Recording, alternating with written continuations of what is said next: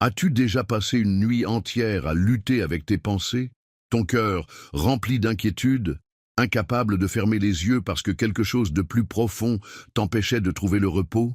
Ce genre de nuit où le silence devient assourdissant, où chaque minute semble durer une éternité, et où l'ombre des incertitudes plane au-dessus de ton lit comme une tempête prête à éclater. Tu n'es pas seul, et ce message est pour toi. Et si je te disais que ce soir, pendant que tu poses la tête sur ton oreiller, une bataille invisible est déjà en cours, et que celui qui se lève pour combattre à ta place, c'est Jésus lui-même? Oui, pendant que tu dors, il veille. Pendant que tu luttes avec ton angoisse, il prend ta défense. Pendant que tu cherches un repos que ton âme semble incapable de trouver, lui déploie une puissance silencieuse et majestueuse pour apaiser la tempête en toi et autour de toi. Il y a une vérité méconnue, un secret spirituel oublié par beaucoup. Le véritable repos n'est pas seulement un acte physique, c'est un acte de foi. Fermer les yeux, ce n'est pas ignorer les problèmes, c'est choisir de faire confiance à quelqu'un de plus grand que soi. Et ce quelqu'un, c'est Jésus. Il ne dort ni ne sommeille. Il connaît tes peurs, il voit ton cœur épuisé, il ressent la lourdeur de tes nuits. Il sait quand ton oreiller est mouillé de larmes. Mais il veut t'enseigner ce soir une chose que tu n'as peut-être jamais entendue auparavant. Le sommeil d'un enfant de Dieu est un terrain sacré, un lieu de confiance absolue, car pendant ce temps, c'est le Fils de Dieu lui-même qui prend le relais. Pense un instant à cette réalité étrange mais profonde. Jésus ne t'a jamais abandonné pendant la nuit. Même lorsque tu ne sentais pas sa présence, même lorsque le silence t'enveloppait, il agissait. Les plus grandes interventions de Dieu se produisent souvent dans le secret de l'obscurité, loin des regards, quand tout semble figé. Cette vidéo est un voyage spirituel qui va transformer ta manière de voir tes nuits. Tu vas découvrir que tes heures sombres peuvent devenir des heures saintes, que ton lit peut devenir un autel de confiance, que ta chambre peut devenir le lieu de rendez-vous entre ton âme et le Sauveur. Dans les prochaines minutes, tu vas comprendre comment prier différemment avant de dormir, comment remettre ta nuit entre les mains de Jésus et surtout, comment reconnaître les signes que Jésus t'envoie pendant ton sommeil. Tu découvriras des passages bibliques puissants qui montrent que Dieu travaille pendant que ses enfants reposent. Tu vas recevoir des révélations qui apaisent l'esprit, des paroles qui calment l'angoisse et une vérité libératrice. Tu n'as pas été créé pour vivre dans la peur, mais dans la paix de Christ. Avant de commencer, dis-moi dans les commentaires d'où tu regardes cette vidéo. Ta présence ici est un témoignage vivant que Jésus touche des vies dans tous les coins du monde. Partage cela avec moi. Et je veux que tu commentes aussi cette phrase, simple mais pleine de foi. Je dors parce que Jésus combat pour moi. En écrivant cela, tu déclares spirituellement que tu choisis la foi plutôt que la peur. Et en aimant cette vidéo, tu participes à une œuvre plus grande que toi. Tu aides le message de Jésus à atteindre d'autres cœurs blessés, d'autres âmes fatiguées. YouTube montre cette vidéo à d'autres grâce à toi. Tu es un instrument de Dieu et tu peux en être fier. S'abonner à cette chaîne, ce n'est pas seulement cliquer sur un bouton, c'est dire à Jésus « Je veux apprendre, grandir, recevoir ». C'est bâtir une routine spirituelle qui nourrit ton âme, surtout si tu n'as pas de communauté chrétienne proche de chez toi. Beaucoup utilisent ces vidéos comme un soutien spirituel, comme une église numérique.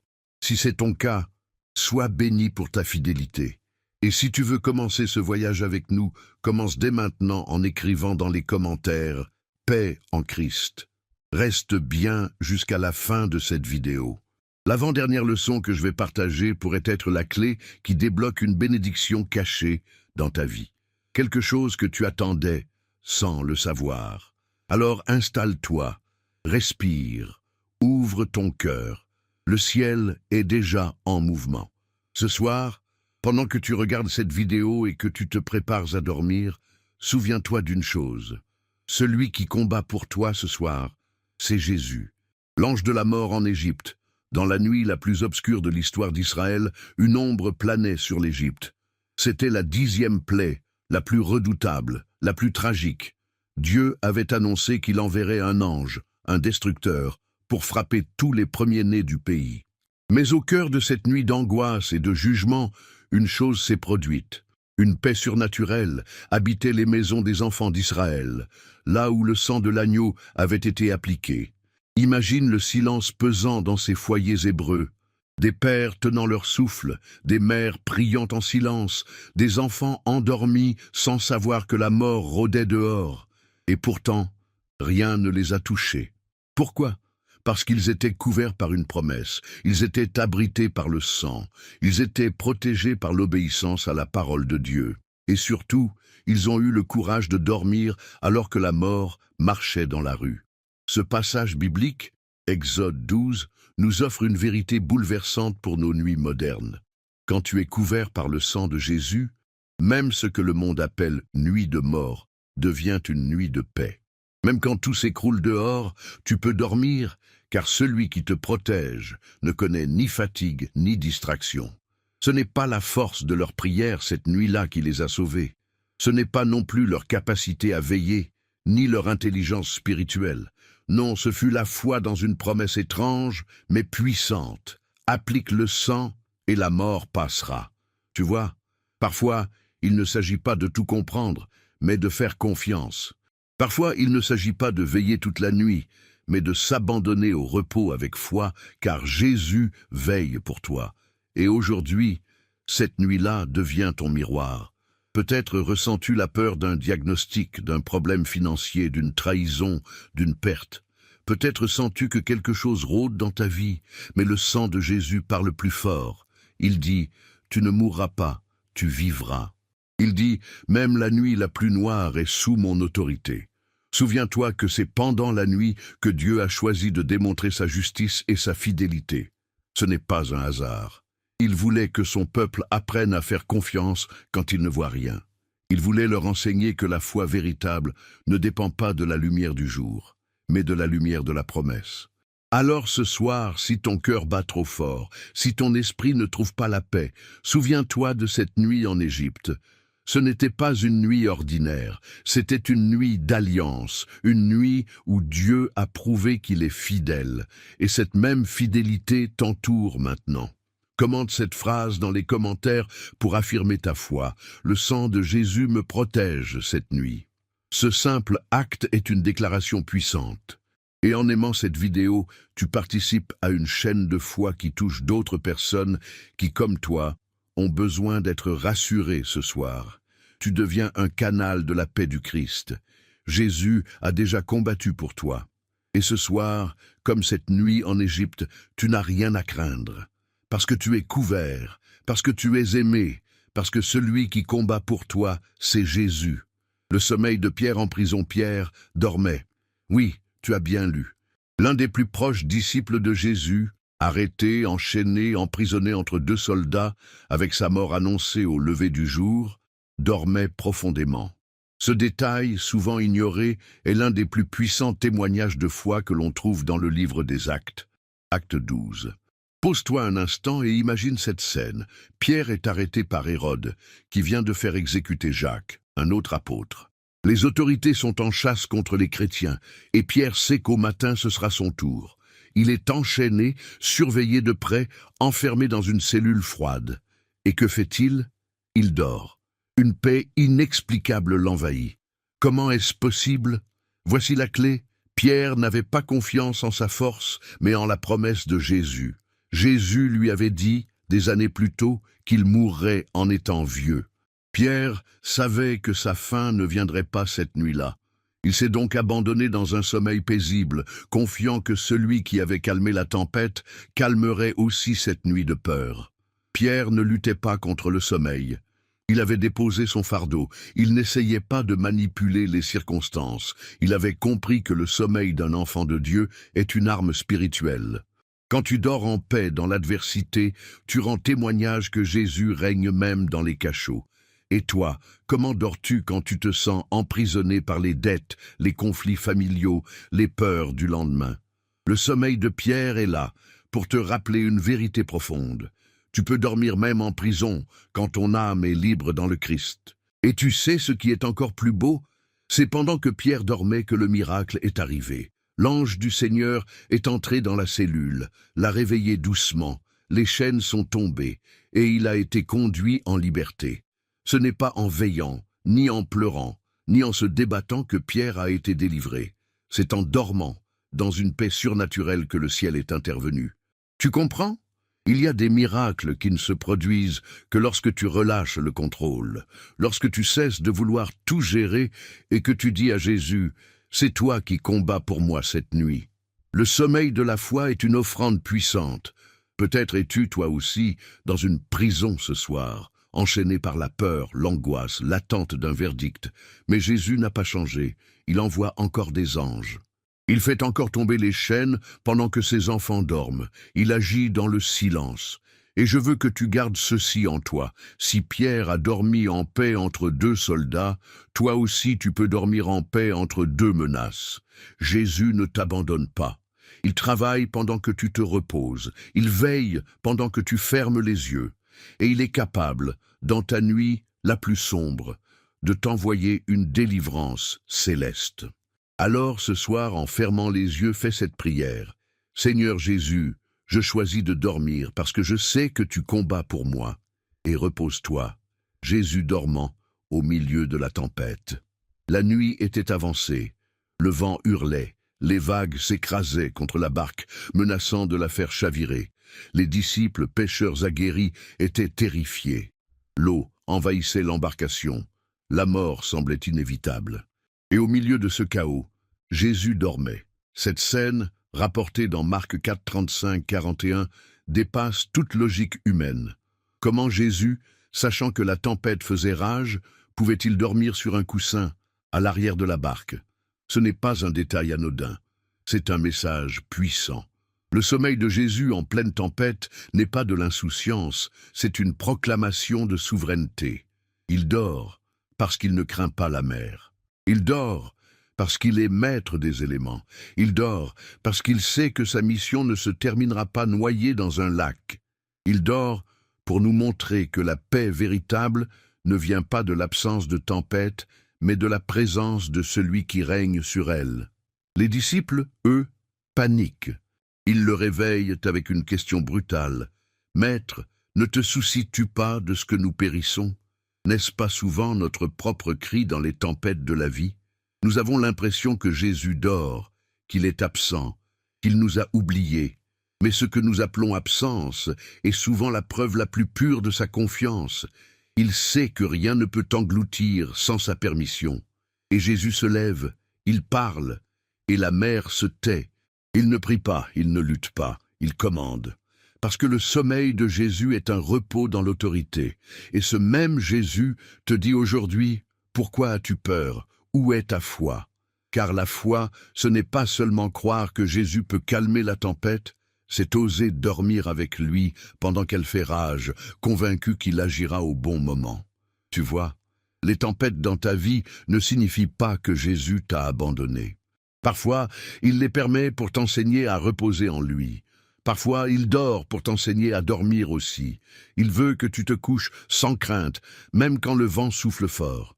Il veut que ton oreiller soit la foi, et ta couverture, la paix du Christ. Et ce soir, peut-être es-tu dans cette barque. Peut-être as-tu peur que ta vie chavire. Peut-être sens-tu que tu es seul à lutter contre les vagues. Mais souviens-toi de cette image. Jésus est dans ta barque, et s'il est là, tu ne couleras pas. Commande cette phrase puissante pour affirmer ta foi dans la tempête. Ma barque ne coulera pas, car Jésus est dedans. Ce commentaire est un acte de confiance. Et en liquant cette vidéo, tu aides d'autres personnes à découvrir ce message de foi. Des cœurs en tempête qui ont besoin de savoir que Jésus dort, non parce qu'il ne t'aime pas, mais parce qu'il te protège. Fais de ta nuit un acte de foi. Dis-lui, « Seigneur, si tu dors, je dors aussi, car je sais que tu règnes, même dans les vagues. » Le psaume 4,9, le sommeil du juste, je me couche, et aussitôt je m'endors en paix, car toi seul, Éternel, tu me fais habiter en sécurité. Ces paroles du psaume 4,9 résonnent comme une berceuse divine, une promesse en pleine nuit, un refuge pour les âmes troublées. Ce n'est pas un poème abstrait, c'est le cri de foi de quelqu'un qui a appris à dormir dans les bras de Dieu malgré l'hostilité du monde. Ce psaume n'a pas été écrit dans le confort. Il ne vient pas d'un moment de tranquillité. Il a été écrit par David, un homme en fuite, menacé, rejeté, entouré d'ennemis. Et pourtant, il proclame qu'il peut dormir en paix. Pourquoi? Parce que la paix du juste ne dépend pas de la situation extérieure, mais de la présence intérieure de Dieu. Dans un monde où les alarmes, les nouvelles et les angoisses remplissent nos nuits, ce verset est un trésor. Il nous enseigne que le sommeil n'est pas seulement un besoin biologique, c'est un cadeau spirituel. Quand tu dors en paix, malgré la tempête, tu rends un témoignage silencieux mais puissant. Ma vie est entre de bonnes mains. David avait compris cela. Il savait que la sécurité ne vient pas de murailles, de gardes, ni de plans humains, mais de la fidélité de Dieu. Il écrivait, non pas depuis un lit royal, mais souvent depuis une grotte, un désert, un campement de fortune. Et pourtant, il dormait. Il reposait dans la confiance. Ce verset n'est pas simplement une prière à lire avant de dormir, c'est un acte de foi, une déclaration spirituelle, un bouclier contre la peur. Chaque fois que tu dis « je me couche en paix », car c'est toi qui me fais habiter en sécurité, tu repousses l'ennemi. Tu déclares que tu n'as pas besoin de contrôler la nuit, car Jésus la gouverne déjà. Peut-être as-tu perdu le sommeil à cause de l'inquiétude. Peut-être tournes-tu en rond, incapable de trouver la paix. Mais aujourd'hui, par cette parole, Jésus veut te restaurer. Il veut t'offrir un sommeil sain, un repos qui te régénère non seulement physiquement, mais aussi émotionnellement et spirituellement. Et si, ce soir, au lieu de t'endormir avec ton téléphone, tu t'endormais avec cette prière, « Seigneur, je me couche et je m'endors, car tu veilles ». Imagine la paix qui descendrait sur ta chambre. Imagine ton esprit se détendre, ton cœur ralentir, ta respiration s'apaiser. Ce serait une nuit différente, une nuit bénie, une nuit sainte. Car dormir dans la foi, c'est refuser d'être prisonnier de l'angoisse. C'est dire à ton âme, tu peux te taire maintenant. Celui qui t'aime veille, tu n'as pas besoin de tout comprendre. Il est là, il combat, il garde, il aime. Et je veux t'encourager, avant de dormir ce soir, à commenter cette phrase. Je me couche et je dors en paix, car Jésus me garde. En l'écrivant, tu t'appropries la promesse. Tu la graves dans ton cœur. Et en liquant cette vidéo, tu la fais parvenir à d'autres cœurs brisés, d'autres âmes sans sommeil, qui ont désespérément besoin de cette parole de paix. Ne sous-estime jamais le pouvoir d'un verset. Ce psaume est une clé. Il peut ouvrir une saison de repos dans ta vie, une saison où la peur perd son pouvoir et où la paix devient ton compagnon de nuit. Les veilles de nuit de David. La nuit a ses mystères, ses silences, ses longues heures où tout semble s'arrêter. Et pourtant, pour David, ces heures étaient loin d'être vides. Elles étaient sacrées. Dans plusieurs de ses psaumes, il parle de ces veilles de nuit, ces moments où, au lieu de dormir, il veillait, priait, méditait sur Dieu. Pourquoi? Parce qu'il avait compris quelque chose que beaucoup ignorent encore aujourd'hui. La nuit peut devenir un hôtel d'intimité avec le Seigneur. David ne fuyait pas le sommeil, mais parfois, son âme était tellement assoiffée de Dieu qu'il se levait, seul dans le silence, pour chercher sa face. Il écrivait « Lorsque je pense à toi sur mon lit, je médite sur toi pendant les veilles de la nuit ». Psaume 63, 7. Ce n'était pas de l'insomnie ordinaire, c'était une réponse spirituelle à un appel divin. David utilisait la nuit, non pour s'inquiéter, mais pour adorer. Il choisissait, dans les heures sombres, de tourner son cœur vers le ciel. Et c'est ce choix qui l'a rendu si proche de Dieu, si sensible à sa voix, si confiant même dans la douleur. Il y a une leçon puissante ici.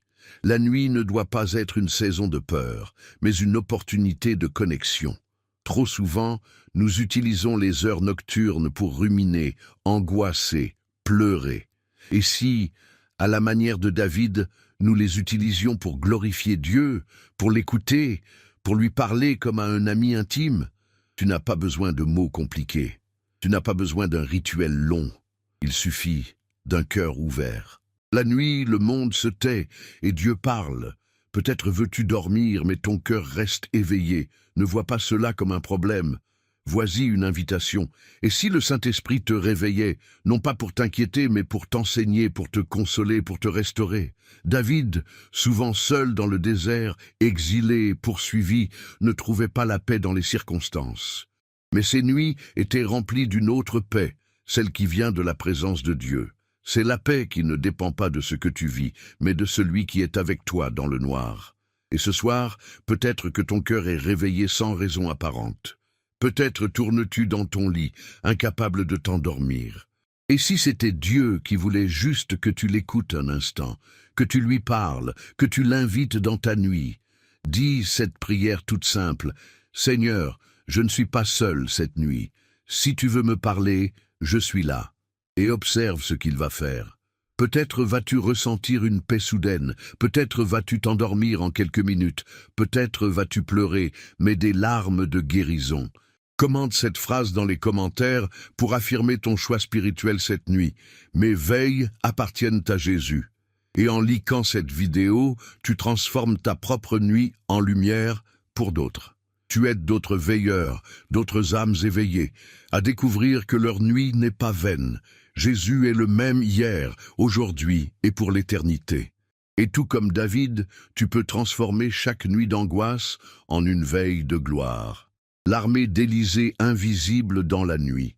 Il faisait encore nuit ce matin-là, lorsque le serviteur d'Élysée ouvrit les yeux et aperçut l'impensable. Une armée ennemie, avec chevaux et chars, encerclait la ville. La peur l'envahit immédiatement. Le danger était réel, imminent, terrifiant. Il n'y avait pas d'issue visible. Et pourtant, Élysée, lui, ne tremblait pas. Il ne courait pas. Il ne paniquait pas. Il disait simplement: « Ne crains point, car ceux qui sont avec nous sont plus nombreux que ceux qui sont avec eux. » 2 Rois 6, 16. Puis il pria: « Seigneur, ouvre ses yeux pour qu'il voie. » Et soudain le jeune serviteur vit ce qu'il ne pouvait pas voir quelques secondes plus tôt. La montagne pleine de chevaux et de chars de feu tout autour d'Élysée. Voici la vérité que le Saint-Esprit veut graver dans ton cœur ce soir. Il existe un monde invisible qui combat pour toi pendant que tu dors. Ce que tes yeux ne voient pas, Jésus le commande. Ce que ton esprit ne comprend pas, le ciel le manœuvre déjà. L'armée ennemie était réelle, mais la protection divine était plus réelle encore. C'est souvent notre plus grand défi. Croire ce que nous ne voyons pas. Faire confiance à une défense céleste invisible, quand les faits visibles nous assiègent. Mais c'est là que la foi entre en action. Tu te sens peut-être encerclé. Tes problèmes te paraissent nombreux, puissants, menaçants. Tu regardes autour de toi et tout semble fermé, étroit, désespéré. Mais ce que tu ne vois pas, c'est la montagne qui t'entoure. Elle est pleine de présence divine, de messagers célestes, d'interventions invisibles. Et si tu pouvais voir comme le serviteur d'Élysée, tu ne pleurerais plus, tu te réjouirais. Ce texte est un appel à dormir, avec les yeux de la foi ouverts. Quand tu fermes les yeux physiquement, ouvre-les spirituellement. Dis-toi que Jésus a déjà placé des anges autour de ta maison, de ton lit, de ta vie. Dis-toi que ceux qui sont avec toi sont plus nombreux, plus puissants, plus glorieux que tout ce qui t'assaille. Tu n'as pas à inventer une paix, elle t'est déjà offerte. Tu n'as pas à te protéger tout seul, Jésus l'a déjà fait, mais il faut que tu lui fasses confiance, il faut que tu lui dises: « Seigneur, même si je ne vois rien, je crois que tu combats pour moi cette nuit. » Et ce n'est pas une foi aveugle, c'est une foi éclairée par la parole, c'est une foi fondée sur la réalité éternelle. Tu ne dors pas seul, tu n'es jamais abandonné dans la nuit.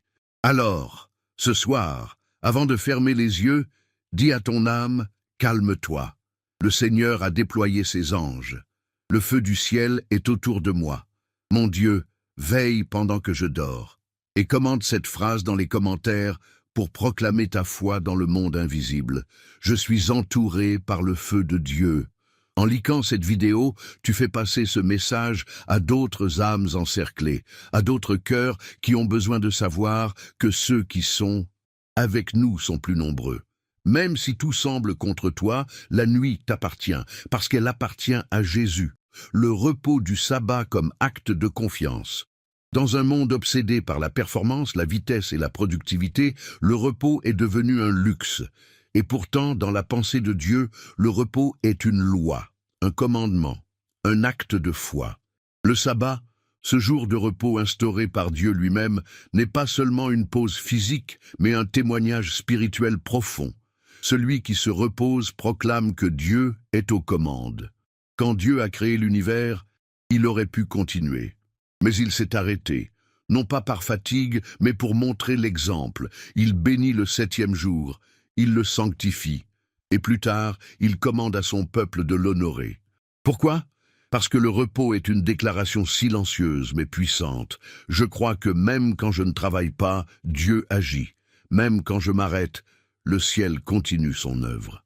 Le sabbat, c'est l'école de la confiance. C'est le lieu où tu apprends à relâcher, à ne pas chercher à tout maîtriser, à te déconnecter du tumulte pour te reconnecter à la présence. Et ce principe ne s'applique pas seulement au 7e jour de la semaine, mais à chaque moment de repos que tu offres à ton âme, y compris ton sommeil.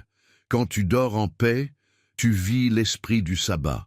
Tu dis à Jésus, je ne peux pas tout gérer, mais toi, tu peux. Alors je m'abandonne, je ferme les yeux, je relâche, je te fais confiance. Le peuple d'Israël dans le désert recevait la manne chaque jour. Mais le 6e jour, Dieu en envoyait une double portion. Pourquoi ? Pour qu'il puisse se reposer le 7e jour sans crainte de manquer. Tu vois, le repos est précédé d'une provision divine. Quand tu choisis de faire confiance, Dieu pourvoit à l'avance. Aujourd'hui, nous vivons dans une culture qui méprise le repos. Dormir peu est parfois vu comme une preuve de force. Ne jamais s'arrêter est valorisé. Mais dans le royaume de Dieu, c'est l'inverse. Ceux qui savent se reposer en Jésus sont les véritables forts, parce qu'ils comprennent que le vrai pouvoir, c'est de s'abandonner sans crainte dans les bras du Père. Et si, ce soir, ton sabbat commençait à l'instant où tu poses ta tête sur l'oreiller, et si tu décidais que chaque nuit serait un acte de foi, et si ton repos devenait une louange silencieuse, une offrande discrète, un cri du cœur, je crois que Jésus agit pendant que je dors. Tu ne perds pas du temps en dormant. Tu ne rates rien. Au contraire, tu entres dans une zone de confiance absolue, là où Dieu agit le plus, parce qu'il aime ceux qui lui confient leur nuit autant que leur jour. Commente cette phrase pour déclarer ta foi dans le repos. Mon repos est une louange à Jésus. Et en likant cette vidéo, tu aides d'autres à découvrir que le repos n'est pas une faiblesse, mais une force. Une force qui vient d'en haut. Le sabbat n'est pas mort. Il vit à chaque fois qu'un enfant de Dieu dit « Je m'arrête, je respire et je laisse Jésus continuer ». Job, dormir au milieu de la perte. Il est difficile d'imaginer une douleur plus grande que celle de Job. En quelques instants, il a tout perdu. Ses enfants, ses richesses, sa santé et même le soutien de son épouse. Son corps était couvert de plaies, son cœur brisé, son esprit accablé. Et pourtant, dans cette descente aux enfers, il a prononcé des paroles d'une force spirituelle inouïe. L'Éternel a donné et l'Éternel a repris, que le nom de l'Éternel soit béni. Job 1, 21. Tu vois, la douleur de Job ne l'a pas éloigné de Dieu. Elle l'a jeté à ses pieds. Il ne comprenait pas, mais il faisait confiance. Il n'avait plus rien. Mais il n'avait pas perdu l'essentiel, sa foi en celui qui tient toutes choses, même l'incompréhensible. Et c'est cela que nous devons apprendre de Job, surtout dans nos nuits d'angoisse et de perte. La paix ne vient pas de ce que tu as, mais de qui est avec toi. Même si tout te quitte, si Jésus reste, tu peux encore dormir. Pas un sommeil d'oubli, mais un sommeil d'abandon. Un sommeil où tu déposes ta douleur dans les mains de celui qui comprend même les larmes silencieuses. Job ne dormait pas pour fuir, il dormait pour survivre, pour se régénérer, pour s'abandonner à un Dieu dont il ne comprenait pas les plans, mais dont il connaissait le cœur. Et toi, peux-tu faire la même chose ce soir? Il est probable que tu aies aussi vécu des pertes, des ruptures, des trahisons, des rêves brisés, des silences douloureux. Et peut-être que ton sommeil est devenu instable, perturbé, inaccessible. Mais Jésus te dit aujourd'hui, « Je suis là, même dans la perte, même dans le désert, même dans le silence. » Le livre de Job ne commence pas par la restauration. Il commence par la chute. Mais la restauration vient à la fin. Et elle est plus grande, plus belle, plus glorieuse que tout ce que Job avait connu avant. Cela signifie que ta nuit n'est pas la fin de ton histoire. C'est une page, pas le dernier chapitre. Si Job a pu dormir dans les cendres, alors toi aussi tu peux dormir dans ta vallée. Pas parce que la douleur disparaît, mais parce que la présence de Jésus transforme les cendres en espoir. Parce qu'il promet de panser les cœurs brisés, parce qu'il restaure ce que le diable a volé, parce que ses plans sont plus élevés que tes blessures. Avant de fermer les yeux ce soir, dis cette prière. Seigneur, je ne comprends pas tout, mais je choisis de me reposer en toi. Je te donne mes pertes, mes douleurs, mes questions, et je choisis la paix. Et commande cette phrase comme un acte de foi dans la tempête. Je dors même au milieu de la perte, car Jésus me tient. En liquant cette vidéo, tu tends la main à d'autres Job modernes. Des âmes en ruine qui ont besoin de découvrir que le Dieu de la restauration commence souvent son œuvre pendant le sommeil de la foi. Jésus combat pour toi, même quand tout semble perdu. Et cette nuit, tu peux dormir, parce que la lumière de la restauration commence toujours dans l'obscurité de la perte. Le chant de Paul et Silas à minuit, l'heure la plus sombre de la nuit, l'heure où le corps fatigue, où l'âme flanche, où l'espoir semble suspendu. Et c'est précisément à minuit que Paul et Silas, deux serviteurs fidèles de Jésus, emprisonnés, battus, enchaînés, ont fait quelque chose d'absolument incompréhensible. Ils ont chanté. Dans Acte 16, l'Écriture nous révèle que ces deux hommes, enfermés dans les prisons de Philippe, au lieu de gémir, de murmurer ou de se lamenter, ont choisi de transformer leur douleur en louange. Et alors qu'ils chantaient et priaient, un tremblement de terre a secoué la prison, les portes se sont ouvertes, les chaînes sont tombées, et un miracle s'est produit, non seulement pour eux, mais pour tous les prisonniers qui les entendaient. Voici une vérité spirituelle puissante que tu dois retenir. Le chant dans la nuit déclenche des percées célestes. Paul et Silas ne chantaient pas parce qu'ils se sentaient bien. Ils chantaient parce qu'ils savaient que la louange change l'atmosphère spirituelle. Ils chantaient pour déclarer que leur situation n'était pas leur destinée. Ils chantaient pour élever Jésus au-dessus de leur chaîne, au-dessus de leur douleur, au-dessus de leur nuit. Et toi, que fais-tu à minuit? Que fais-tu dans les heures les plus sombres de ta vie? Gémis-tu ou chantes-tu? Te plains-tu ou pries-tu? Ce que tu choisis dans la nuit détermine ce que Dieu peut faire au matin. Ce passage biblique t'enseigne que les chaînes tombent non pas quand tu cries ta souffrance, mais quand tu chantes ta foi. Que les portes s'ouvrent, non pas quand tu frappes de désespoir, mais quand tu loues avec confiance. Que les ténèbres se dissipent, non pas quand tu cherches une explication, mais quand tu proclames que Jésus est toujours là, toujours digne, toujours vivant. Ce soir, même si tu es brisé, même si tu ne vois pas d'issue, commence à chanter, même doucement, même en larmes, car chaque mot de louange dans la nuit est un coup de tonnerre dans le royaume des ténèbres. Chaque note est une déclaration de guerre spirituelle. Paul et Silas ne savaient pas qu'un tremblement de terre allait venir, mais ils savaient que Jésus entendait. Et toi aussi, tu dois croire cela. Même si rien ne bouge encore, le ciel t'écoute. Alors commande cette phrase et fais-la résonner jusque dans les murs de ta propre prison. Ma louange est plus forte que mes chaînes. Et en liquant cette vidéo, tu aides d'autres prisonniers de la peur, de la dépression, de l'angoisse, à découvrir qu'ils ne sont pas seuls, que leur chant aussi peut ouvrir les portes, qu'à minuit Jésus descend dans les cellules. Ne sous-estime jamais le pouvoir de la louange nocturne. Elle ne change peut-être pas immédiatement ta situation, mais elle change ton atmosphère. Et c'est souvent le premier miracle, la manne au matin après la nuit du désert, le désert. Ce lieu où tout semble mort, sec, hostile. Un lieu d'attente, de doute, de fatigue. Et c'est là, précisément là, que Dieu a choisi de nourrir chaque jour son peuple.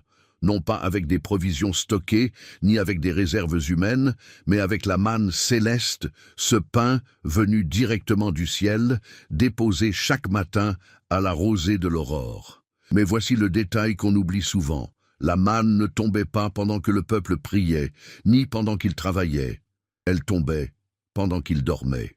Pendant la nuit, alors que tout semblait figé, que l'horizon n'offrait aucune réponse, Dieu agissait. Sans bruit, sans spectacle, sans tambour ni trompette, le ciel se mettait en mouvement pour préparer la bénédiction du jour suivant. Et le matin venu, il n'avait qu'à ouvrir les yeux et recevoir. C'est ainsi que Dieu agit. C'est ainsi que Jésus agit encore aujourd'hui. Pendant que tu dors, il prépare ta manne. Pendant que tu abandonnes ta force et ton contrôle, il libère la provision. Pendant que tu te replies dans le sommeil de la foi, il remplit le sol de ta vie d'une nourriture spirituelle. Le désert n'est pas un lieu de faim, c'est un lieu de dépendance. Et chaque nuit passée dans le désert n'est pas perdue. Elle est un prélude à une aube de miracles. Tu crois être oublié, mais la manne est déjà en route. Tu crois être seul, mais les anges déposent déjà ce dont tu as besoin pour tenir. La manne n'arrivait pas en abondance inutile. Elle arrivait en juste quantité, parce que Dieu sait exactement ce qu'il te faut. Il connaît la mesure de ton épuisement. Il connaît la profondeur de ta soif, et il sait comment te nourrir avec ce que tu ne peux pas produire toi-même. Tu veux encore une preuve? Il n'avait pas à se battre pour la recevoir. Il n'avait qu'à sortir et ramasser. Et toi aussi, tu n'as pas à lutter pour que Jésus pourvoie. Tu as simplement à croire, à dormir avec foi, à te réveiller avec espérance. Et ce soir, je veux que tu fasses cette prière. Seigneur, pendant que je dors, prépare ma manne. Nourris mon âme, mon cœur, mon avenir, je te fais confiance. Et puis, commande cette phrase pour témoigner de ta foi dans la provision divine nocturne. Ma manne tombe pendant que je dors. En likant cette vidéo, tu envoies ce message de confiance à d'autres voyageurs du désert. Tu leur rappelles que la nuit ne signifie pas la fin, mais la préparation. Le désert n'a pas le dernier mot. C'est la rosée du matin, la manne douce et mystérieuse, qui témoigne que Jésus pourvoit toujours à ses enfants, surtout pendant qu'ils dorment. L'angoisse de Gethsémane, c'est la nuit la plus lourde de toute l'histoire humaine. Une nuit de solitude, de lutte intérieure, de sueur mêlée de sang. Dans le jardin de Gethsémane, Jésus est seul, à genoux, brisé, face à l'ombre de la croix. Tous dorment autour de lui.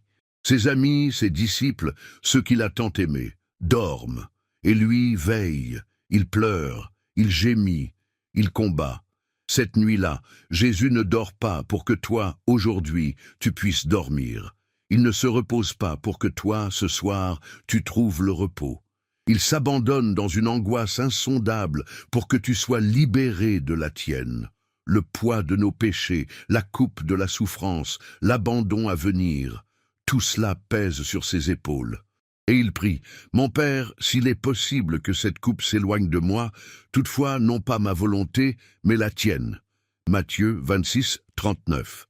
Jésus connaît l'angoisse. Il connaît le poids sur la poitrine. Il connaît le silence du ciel dans les moments les plus sombres. Et c'est pour cela que tu peux, ce soir, lui confier ton angoisse sans honte, sans crainte. Il l'a vécu. Il l'a vaincu. Dans Gethsémane, Jésus ne fuyait pas. Il faisait face. Il portait déjà ta douleur. Il portait déjà tes insomnies. Il portait déjà tes nuits blanches. Il portait tout ce qui aujourd'hui t'empêche de dormir.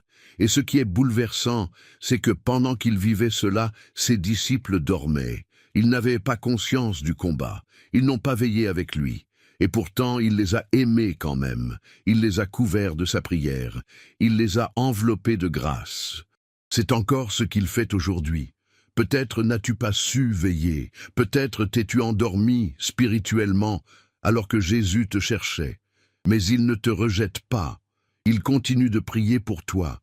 Il continue de combattre pour toi. Il continue de t'aimer. Et si Gethsémane existe dans les évangiles, ce n'est pas pour nous accabler, mais pour nous consoler. Pour nous rappeler que Jésus a traversé la nuit noire pour que nos nuits à nous ne soient jamais sans espoir. Ce soir, pendant que tu fermes les yeux, souviens-toi de cela. Tu dors sous la couverture de la prière de Jésus. Tu te reposes dans l'ombre de son obéissance. Tu t'abandonnes dans les bras de celui qui a dit oui à la croix pour que tu dises oui à la paix. Fais cette prière avant de dormir. Seigneur, je me repose, parce que tu as veillé pour moi à Gethsémané. Tu as porté mon angoisse. Tu m'as aimé jusqu'à la croix. Je te fais confiance. Et commande cette phrase comme témoignage. Mon sommeil est possible grâce à Gethsémané. En liquant cette vidéo, tu rappelles à d'autres âmes angoissées que la paix de la croix commence toujours dans l'obscurité d'un jardin silencieux. Jésus a vaincu l'angoisse, et ce soir tu peux dormir, parce qu'il ne l'a pas fait. Le psaume 91 est la nuit. Il y a un psaume que beaucoup connaissent, mais que peu vivent pleinement. Un psaume qui résonne comme une forteresse pour l'âme fatiguée, comme un abri pour le cœur angoissé. C'est le psaume 91. Et au cœur de ce texte sacré, il y a une promesse spéciale pour la nuit. Tu ne craindras ni les terreurs de la nuit. Psaume 91, 5. Ce verset n'est pas une simple consolation poétique. C'est une déclaration d'autorité spirituelle. Dieu sait que la nuit est souvent l'heure des terreurs. C'est là que les pensées s'emballent, que les souvenirs douloureux reviennent, que les angoisses frappent à la porte de l'âme. Mais Dieu dit clairement, tu ne craindras pas. Pourquoi ? Parce que celui qui demeure sous l'abri du Très-Haut repose à l'ombre du Tout-Puissant. Parce que le secret du repos nocturne se trouve dans la position spirituelle de ton cœur. Es-tu sous l'abri de Jésus ou exposé à l'ennemi? Le psaume 91 n'est pas une incantation magique. C'est un style de vie, une alliance, une confiance renouvelée jour après jour, nuit après nuit. Il ne promet pas qu'il n'y aura pas de danger, mais il promet que le danger ne te touchera pas. Quand tu dors avec cette parole dans le cœur, tu transformes ta chambre en sanctuaire. Tu fais de ton oreiller un autel de foi. Tu déclares au monde invisible que tu sais à qui tu appartiens, et que la nuit n'a aucun pouvoir sur toi. Les terreurs de la nuit peuvent prendre bien des formes. Cauchemars, crises d'angoisse, souvenirs de trauma, peur pour l'avenir, solitude. Mais Jésus est plus grand que toutes ces choses. Il est le gardien de ton sommeil. Il envoie ses anges. Il ordonne à ses messagers célestes de te garder sur tous tes chemins. Et pendant que tu respires lentement, les yeux fermés, ton âme est protégée, couverte, enveloppée par la paix surnaturelle du Très-Haut. Tu n'as pas à prouver ta foi. Tu n'as pas à mériter cette protection, tu dois seulement te réfugier. Dire, comme le psalmiste, « Seigneur, tu es mon refuge, ma forteresse, mon Dieu en qui je me confie ». Alors ce soir, avant de dormir, lis ce psaume. Médite-le, chuchote-le. Imprègne ton atmosphère de cette parole, et surtout, commande cette phrase pour sceller ta confiance, « Je ne crains pas la nuit, car Jésus est mon abri ». Et en liquant cette vidéo, tu envoies cette promesse à d'autres qui, ce soir, ont peur. Tu contribues à lever une génération de croyants qui dormiront en paix parce qu'ils habitent sous les ailes du Très-Haut. Le psaume 91 n'est pas un poème ancien. C'est ta couverture ce soir, ta muraille, ton sommeil béni. L'arche de Noé flottant dans la nuit, il pleuvait, fort, sans arrêt. Le ciel avait ouvert ses vannes et la terre tout entière était submergée. Chaque cri, chaque battement de pluie sur le bois de l'arche, chaque éclat de tonnerre portait un message d'effroi. Et pourtant, dans cet océan de chaos, une arche flottait, paisiblement. Et à l'intérieur, Noé, sa famille et les créatures de toute espèce dormaient. Ils attendaient. Ils flottaient dans le silence de la foi. Tu vois, l'arche n'avait ni gouvernail, ni voile, ni rame. Noé ne dirigeait rien. Il ne savait pas quand l'eau allait s'arrêter. Il n'avait aucun plan de navigation. Il avait seulement la promesse que Dieu l'avait fermée lui-même à l'intérieur. Genèse 7, 16. C'est ça, le repos de la foi. Flotter sans contrôler, dormir sans comprendre, attendre sans paniquer. Noé avait obéi à Dieu dans la construction. Il avait écouté chaque instruction, et une fois la porte fermée, il s'est abandonné. Il n'avait plus rien à faire que de croire que l'arche tiendrait, que les promesses étaient vraies, que Dieu ne l'avait pas oublié. Peut-être es-tu, toi aussi, dans une arche, une saison de flottement, d'incertitude, de silence. Tu ne sais pas où tu vas, tu ne vois rien autour que des vagues et des ténèbres. Mais Jésus te dit ce soir, Repose-toi. Je suis le capitaine invisible de ton arche. Je contrôle la mer. Je tiens ton avenir entre mes mains. L'arche n'était pas une prison, c'était un refuge. Un lieu fermé au monde, mais ouvert au ciel. Un lieu où, même si tout mourait dehors, la vie était préservée dedans. Et toi aussi, tu es dans une arche, le cœur de Jésus. Tu n'as peut-être pas les réponses, mais tu as la présence. Tu n'as pas de carte, mais tu as la parole. Et c'est suffisant. Pendant des jours et des nuits, Noé a dû se demander quand cela va-t-il finir, quand la terre réapparaîtra-t-elle. Mais Dieu n'était pas pressé. Il voulait que Noé apprenne à faire confiance dans l'attente. Et toi aussi, tu dois apprendre à flotter avec foi. Ce soir, peut-être que ta prière doit être simple. Seigneur, je ne dirige rien, mais je crois que tu es mon gouvernail. Je te fais confiance dans ma nuit. Et commente cette phrase pour ancrer cette vérité dans ton cœur. Mon arche flotte car Jésus la guide. En liquant cette vidéo, tu jettes une corde d'espérance à d'autres qui flottent aussi, perdus dans leur nuit sans direction. Tu leur rappelles que tant que Jésus est le constructeur, l'arche ne coulera jamais. Même si tu ne vois pas encore la terre, même si la pluie continue, tu peux dormir ce soir. Car l'arche est entre les mains du Tout-Puissant. Jacob seul dans la nuit, et son rêve la nuit était tombé. Jacob était seul, fuyant la maison paternelle, trahi par ses propres actions, poursuivi par la peur de son frère Ésaü. Il s'était arrêté dans un lieu désert, sans toit, sans lit, sans protection. Il prit une pierre pour oreiller, et là, dans cette solitude glaciale, il s'endormit. Genèse 28, 10-19. Et pendant qu'il dormait, Dieu lui ouvrit le ciel. Il vit une échelle dressée entre la terre et le ciel, des anges qui montaient et descendaient, et Dieu lui-même qui se tenait au-dessus. Il reçut une promesse, une révélation, une identité nouvelle. Le désert solitaire devint un sanctuaire, le lieu de fuite devint le lieu de rencontre. Voici la clé spirituelle pour toi ce soir. Dieu choisit souvent les nuits les plus sombres pour révéler ses projets les plus lumineux. Jacob dormait, non pas parce qu'il était en paix, mais parce qu'il était épuisé. Et pourtant, Dieu l'a visité dans ce sommeil imparfait.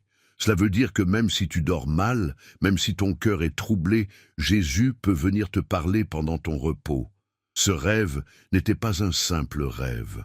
C'était un transfert spirituel. Dieu ne change pas seulement le futur de Jacob, il change sa perception. Il lui montre que, même en fuite, il n'est pas seul. Même dans l'inconnu, le ciel est ouvert au-dessus de lui. Et toi aussi, peut-être que tu t'endors ce soir avec des regrets, des fuites, des erreurs. Mais sache une chose, Dieu ne t'abandonne pas pour ton passé. Il te rejoint dans ton présent pour transformer ton futur. La pierre dure sur laquelle Jacob a dormi est devenue un monument. Il a dit « Certainement l'Éternel est en ce lieu, et je ne le savais pas. » Et c'est peut-être ce que tu diras bientôt toi aussi. Car Jésus est là, même quand tu ne le sens pas. La nuit est souvent un moment où l'ennemi veut te faire croire que Dieu t'a oublié. Mais Jacob prouve le contraire. Dieu parle dans le sommeil du pèlerin. Il révèle dans la solitude du fuyard. Il restaure pendant que tu dors. Ce soir, ose dire cette prière. Seigneur, même si ma nuit est solitaire, parle-moi. Révèle-moi ton ciel. Donne-moi ton rêve. Puis commande cette phrase comme un acte de foi. Même dans ma solitude, Jésus me visite. Et en liquant cette vidéo, tu participes à réveiller d'autres Jacob, d'autres cœurs fuyants, qui ont besoin de découvrir que le ciel n'est jamais fermé pour celui qui cherche. Tu peux dormir ce soir, même si la pierre est dure, même si la route est longue. Car dans ton sommeil, Jésus construit une échelle entre ton cœur et le ciel. La lampe allumée de la parabole des Vierges. Il faisait nuit, une nuit longue, silencieuse, pleine d'attente et d'incertitude. 10 vierges attendaient l'arrivée de l'époux. Toutes avaient des lampes, toutes s'étaient assoupies. Mais lorsque le cri retentit au milieu de la nuit, voici l'époux allé à sa rencontre. Tout changea. Certaines étaient prêtes, d'autres ne l'étaient pas. Matthieu 25, 1-13. Ce n'est pas le fait de dormir qui les a distinguées. Toutes se sont endormies. C'est l'huile, c'est la préparation. C'est ce qu'il y avait à l'intérieur de leur lampe qui a fait toute la différence. Tu vois, Jésus ne te demande pas de ne jamais t'assoupir. Il sait que tu es humain, que la fatigue est réelle, que l'attente peut être longue. Mais ce qu'il attend, c'est que ta lampe reste pleine, que ton feu reste vivant, même dans la nuit, surtout dans la nuit. Car la nuit est le test de la profondeur de ta foi. Dans la lumière du jour, tout le monde semble prêt, mais dans le silence, dans l'invisible, dans l'attente, c'est là que se révèlent les cœurs. L'huile, dans cette parabole, symbolise la relation intime avec Jésus. Ce n'est pas une religion visible, ce n'est pas une apparence extérieure, c'est une flamme nourrie jour après jour, prière après prière, abandon après abandon. Et ce soir, Jésus te pose une question. Ta lampe est-elle pleine? As-tu assez d'huile pour traverser cette nuit? Il ne s'agit pas d'avoir peur, mais d'être conscient, d'être éveillé intérieurement, de garder le feu. Car l'époux arrive au moment où l'on s'y attend le moins, et seuls ceux dont les lampes brillent trouveront la porte ouverte. Tu dors peut-être ce soir, mais ton âme peut rester en veille. Ton esprit peut être connecté à Jésus. Ta lampe peut rester allumée même dans ton sommeil. Et c'est cela le miracle. Tu peux reposer en paix tout en gardant ta flamme vivante. Alors fais cette prière avant de fermer les yeux. Seigneur, remplis ma lampe. Que même pendant mon sommeil, ma foi brille. Que je sois prête à t'accueillir à tout moment. Et commande cette phrase pour manifester ta vigilance spirituelle. Ma lampe reste allumée, même la nuit. En liquant cette vidéo, tu aides d'autres croyants à raviver leur flamme, à rester éveillés dans leur foi, à ne pas se laisser surprendre par la nuit. Le sommeil du corps n'est pas un danger, c'est le sommeil de l'âme qui ferme les portes. Alors ce soir, repose-toi, mais reste prêt, car l'époux approche, l'insomnie du roi à cause de Mardoché, Esther. Parfois, le miracle ne se produit pas dans ta maison, ni dans ton cœur, ni même dans ton sommeil, mais dans celui d'un autre. C'est exactement ce qui s'est passé dans le livre d'Esther. Une nuit, le roi Assuérus n'arrivait pas à dormir. Une insomnie soudaine, inexpliquée. Il demande qu'on lui lise les livres des chroniques royales, et là, il tombe sur un récit oublié, celui de Mardoché, un homme juste qui avait sauvé la vie du roi, mais qui n'avait jamais été honoré. Esther 6. Et pendant que Mardoché dormait, Dieu dérangeait le sommeil du roi pour provoquer sa promotion. Tu vois, Dieu agit même quand tu n'en as aucune conscience. Il peut troubler le sommeil de ceux qui ont le pouvoir de t'ouvrir une porte. Il peut rappeler à quelqu'un ton nom, ton acte oublié, ta fidélité passée. Cette nuit d'insomnie fut le tournant de toute l'histoire. Le matin venu, Mardoché, l'homme humble, fidèle, oublié, fut élevé. Il fut honoré devant toute la ville. Et celui qui voulait sa mort, Aman, tomba dans le piège qu'il avait lui-même tendu. Tu comprends ce que cela veut dire pour toi? Pendant que tu dors dans la foi, Dieu travaille dans les coulisses. Il trouble les rois, il remue les systèmes, il réveille les consciences, il exhume les dossiers, il agit là où tu ne peux plus rien faire. Peut-être as-tu fait le bien dans le silence, peut-être as-tu semé sans jamais récolter, peut-être penses-tu que personne ne t'a vu. Mais le ciel t'a vu, et Dieu n'oublie jamais un acte de justice. Cette nuit peut être celle où Dieu réveillera quelqu'un pour te bénir, pour te rappeler à un supérieur, pour déclencher une décision, pour provoquer une restitution. La foi, c'est parfois savoir dormir, pendant que Dieu tient éveillés ceux qui ont un rôle à jouer dans ton miracle. Et plus tu te reposes en paix, plus tu montres que tu crois en l'autorité du roi des rois. Alors ce soir, prie ainsi, « Seigneur, je me couche dans la paix, car tu agis même pendant mon sommeil. Tu parles à ceux qui ont à m'honorer, à me bénir, à m'ouvrir des portes. » Et commande cette phrase pour proclamer cette foi, « Jésus travaille pendant que je dors. » En liquant cette vidéo, tu renforces la foi de ceux qui se sentent oubliés. Tu leur dis, « Dieu se souvient, Dieu réveille, Dieu honore. » Ne doute pas, le roi peut être éveillé cette nuit, parce que le ciel a décidé qu'il était temps que ton nom soit élevé. Pierre marchant sur l'eau vers Jésus la nuit. Encore une. Les disciples, sur une barque, luttent contre le vent. La mer est agitée, le ciel obscur, et Jésus n'est pas avec eux. L'angoisse monte, et soudain, Dans le tumulte de la nuit, il voit une silhouette marcher sur l'eau. Il crie, croyant voir un fantôme. Mais une voix familière répond « Rassurez-vous, c'est moi, n'ayez pas peur ». Matthieu 14, 27. Alors Pierre, dans un élan de foi et d'amour, dit « Seigneur, si c'est toi, ordonne que j'aille vers toi sur les eaux. » Et Jésus lui dit « Viens ». C'est dans cette obscurité, dans cette tempête, dans cette heure où tout semble perdu, que Pierre fait l'impensable, il marche sur l'eau, pas sur un lac calme, mais sur des vagues furieuses, pas de jour, mais de nuit. Ce n'était pas un moment parfait, c'était un moment de foi pure. Et voici ce que Jésus veut te dire ce soir, tu n'as pas besoin d'attendre que tout soit calme pour marcher vers moi. Tu peux le faire au cœur de la nuit, même quand tout est incertain, même quand tu as peur.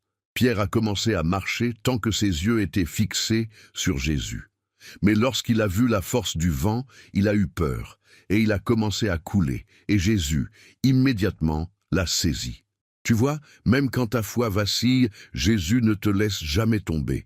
La nuit peut être effrayante, tu peux sentir que tu perds pied, mais Jésus est là. Il vient vers toi, il n'attend pas que tu sois parfait, il veut juste que tu le regardes, que tu fasses ce pas, que tu sortes de la barque de la peur. Et même si tu coules un instant, il est assez proche pour te relever, il est assez puissant pour calmer la tempête.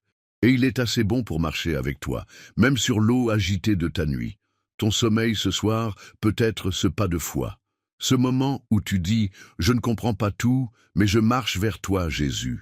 Même dans la nuit, même dans la tempête. Commande cette phrase pour affirmer ce pas de foi. Je marche vers Jésus, même dans la nuit. Et en liquant cette vidéo, tu tends la main à d'autres disciples qui, comme toi, sont dans la barque, hésitent, tremblent, mais entendent cette voix. Viens. Le miracle n'est pas toujours d'éviter la tempête. Parfois, c'est d'oser avancer au cœur d'elle. Et ce soir, même si l'eau est profonde, les bras de Jésus sont plus sûrs que le sol. Le cri de l'âme dans les psaumes nocturnes. La nuit, c'est le théâtre des plus profonds dialogues de l'âme. Et aucun livre n'exprime mieux ces cris intérieurs que les psaumes. Ce sont des poèmes, des prières, des confessions, souvent rédigées dans l'obscurité, alors que le psalmiste seul cherche la face de Dieu entre deux sanglots. Je me rappelle Dieu et je gémis, je médite, et mon esprit est abattu. Un psaume 77, 4. Ces paroles sont familières à quiconque a déjà veillé dans la nuit, le cœur oppressé, les yeux pleins de larmes. Les psaumes nocturnes ne sont pas des chants joyeux. Ils sont des cris d'âme, des appels désespérés vers le ciel silencieux. Mais dans ce silence apparent, une vérité demeure. Dieu écoute. David écrivait « La nuit, je me souviens de ton nom, ô Éternel, et j'observe ta loi. » Psaume 119, 55. Et ailleurs, « Je bénis l'Éternel mon conseiller, la nuit même mon cœur m'exhorte. » Psaume 16, 7. Cela veut dire que la nuit peut devenir un lieu d'enseignement intérieur. Ce n'est pas seulement le moment de la douleur, c'est aussi celui où le Saint-Esprit te parle, te console, te fortifie. Le cri de l'âme dans les psaumes est la preuve que tu as le droit d'être vrai avec Dieu. Tu n'as pas besoin de masquer ta douleur. Tu peux lui dire que tu es brisé, perdu, abattu. Tu peux pleurer, questionner, crier. Et Jésus, loin de te rejeter, t'accueille avec compassion. Souviens-toi que même Jésus, sur la croix, a crié un psaume dans sa nuit la plus noire. « Mon Dieu, pourquoi m'as-tu abandonné ?» Psaume 22. Oui, il comprend. Il sait, il a vécu cette nuit, et parce qu'il l'a traversée, il peut maintenant t'accompagner dans la tienne. Ce soir, ne retiens pas tes cris, ne tais pas ta détresse, transforme-la en prière, ose dire à Jésus ce que ton cœur n'ose même pas penser. Il entend, il répond, parfois par un verset, parfois par une paix soudaine, parfois par le simple fait de t'envelopper de silence, mais un silence habité. Fais cette prière, Seigneur, voici mon cri, voici ma nuit. Je ne te cache rien. Parle à mon âme. Garde-moi. Aide-moi à tenir. Et commande cette phrase pour témoigner. Même mon cri, Jésus l'entend. En liquant cette vidéo, tu rappelles à d'autres âmes en larmes qu'elles ne crient pas dans le vide. que les psaumes sont là pour elle, que le ciel ne dort jamais. Tes larmes ne sont pas perdues, elles sont enregistrées, et un jour elles deviendront louanges. Le cantique des cantiques, chercher l'être aimé dans la nuit. Sur mon lit durant les nuits, j'ai cherché celui que mon cœur aime. Je l'ai cherché, mais je ne l'ai point trouvé. Cantique des cantiques 3:1. Il y a des nuits où l'absence semble plus lourde que la solitude, où l'âme soupire, non pas à cause du bruit extérieur, mais à cause du silence de l'aimer. Dans le Cantique des Cantiques, une jeune femme cherche dans l'obscurité de sa chambre celui qu'elle aime. Elle ne le trouve pas. Alors elle se lève, elle sort, elle parcourt la ville, elle interroge les gardes, elle marche dans la nuit, poussée par l'amour. Et toi, as-tu déjà ressenti cela? Ce vide dans la poitrine, ce silence dans la prière, cette distance apparente entre ton cœur et Jésus. Tu sais qu'il t'aime, tu l'as déjà senti, mais là, tu ne le perçois plus. Et pourtant, ton cœur le cherche, c'est ce que Jésus attend. Non pas que tu le sentes toujours, mais que tu le cherches toujours, même dans la nuit, même dans l'absence, car cette recherche est un acte d'amour. Une preuve que la relation ne dépend pas des sensations, mais de la fidélité. La jeune femme du cantique ne s'est pas recouchée. Elle n'a pas dit « Tant pis, il n'est pas là ». Non, elle a marché, elle a interrogé, elle a persisté, et finalement, elle l'a trouvé. Et toi aussi, si tu continues à chercher, tu trouveras. Jésus n'est jamais loin de ceux qui le cherchent sincèrement. Et parfois, il se cache un instant, non pas pour t'abandonner, mais pour intensifier ton amour, pour faire naître en toi un désir plus profond, plus pur, plus vrai. La nuit spirituelle n'est pas une punition, c'est une invitation à l'intimité. Car ceux qui apprennent à chercher Jésus dans la nuit, à l'aimer même sans le voir, deviennent des adorateurs authentiques. Et quand elle l'a trouvé, elle dit « Je l'ai saisi, et je ne l'ai point lâché ». C'est cela, le fruit de la nuit. Une foi plus tenace, un amour plus profond, une étreinte que rien ne peut briser. Ce soir, si tu ressens l'absence, ne désespère pas, cherche-le, parle-lui. Marche dans la prière. Ouvre les Écritures, il se laissera trouver, fais cette prière. Seigneur, même si je ne te sens pas, je te cherche, car je sais que tu es proche, même dans le silence. Je t'aime, même dans l'obscurité. Et commente cette phrase pour déclarer ton amour fidèle. Je cherche Jésus, même dans la nuit. En likant cette vidéo, tu inspires d'autres amoureux de Jésus à persévérer dans leur quête. À comprendre que le silence n'est jamais un rejet, c'est une invitation, car celui que ton cœur aime n'est jamais loin. Il se laisse trouver à ceux qui le cherchent dans la nuit. Daniel dans la fosse au lion, au cœur de la nuit. Il fut jeté dans la fosse, injustement. Trahi par la jalousie des hommes, puni pour sa fidélité à Dieu, le roi Darius, impuissant, dut sceller cette sentence absurde, un homme de prière enfermé avec des bêtes sauvages. Daniel 6.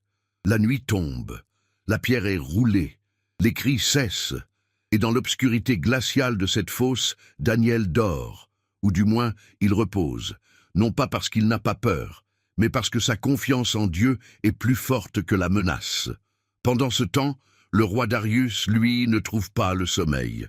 Le texte nous dit qu'il ne mangea pas, ne reçut aucune distraction, et ne dormit pas de la nuit. Le roi dans le palais ne dort pas, mais l'homme dans la fosse est en paix. Voilà la grande leçon spirituelle. Ce n'est pas l'endroit qui détermine ta paix, c'est la présence de celui qui est avec toi. Daniel n'avait pas besoin d'une lumière, d'un matelas, d'une musique douce pour dormir. Il avait la certitude que le Dieu qu'il priait 3 fois par jour n'allait pas l'abandonner la nuit, et Dieu l'a honoré. Il a envoyé son ange pour fermer la gueule des lions, pas pour les éliminer, pas pour transformer la fosse, mais pour manifester sa souveraineté dans la nuit. Parfois, Dieu ne t'éloigne pas de la fosse, il y entre avec toi. Il ne change pas les lions, il dompte leur puissance. Et tu découvres alors que la paix ne dépend pas de l'absence de danger, mais de la présence de Dieu au cœur du danger. Ce soir, peut-être que toi aussi tu es dans une fosse, trahi, acculé, injustement traité. Tu sens les lions rôder autour de toi, peur, stress, solitude. Mais souviens-toi de Daniel. Il n'avait pas de plan de sortie, mais il avait la paix de savoir que Dieu était avec lui. Et au matin, quand le roi accourt, la voix de Daniel résonne. « Mon Dieu a envoyé son ange et fermé la gueule des lions, ils ne m'ont fait aucun mal. » Et ce témoignage sera le tien. Tu ressortiras de ta nuit indemne, et ton Dieu sera glorifié. Fais cette prière avant de t'endormir. Seigneur, je suis peut-être entouré de lions, mais je choisis de me reposer. Je crois que tu es dans la fosse avec moi. Ferme la gueule de mes ennemis. Donne-moi ta paix. Et commente cette phrase pour sceller ta foi. Même dans la fosse, Jésus me garde. En liquant cette vidéo, tu encourages d'autres à comprendre que la paix n'est pas là où il n'y a pas de problème, mais là où Jésus est présent. Tu peux dormir ce soir. Car aucun lion ne rugit plus fort que la voix du Seigneur. La nuée de feu, la nuit dans le désert. Il marchait dans un désert vaste, inconnu, hostile. Un peuple libéré mais encore fragile, guidé non par des cartes ou des repères humains, mais par la main visible de Dieu. Et cette main, c'était une colonne de nuée le jour et une colonne de feu la nuit. Exode 13, 21. La nuit tombait sur le désert. Le froid s'installait, le silence devenait pesant. L'ombre s'étendait sur le campement, et soudain la lumière surgissait. Une colonne de feu s'élevait dans le ciel, stable, puissante, réconfortante. Elle n'était pas seulement une lumière, elle était un message. Je suis là.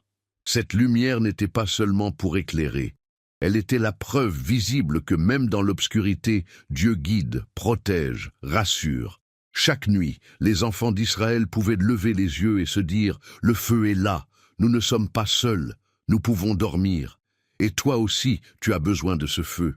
Pas un feu physique, mais la lumière intérieure de Jésus, ce feu du Saint-Esprit qui brille dans ton cœur même, lorsque tout autour semble froid, sombre, incertain.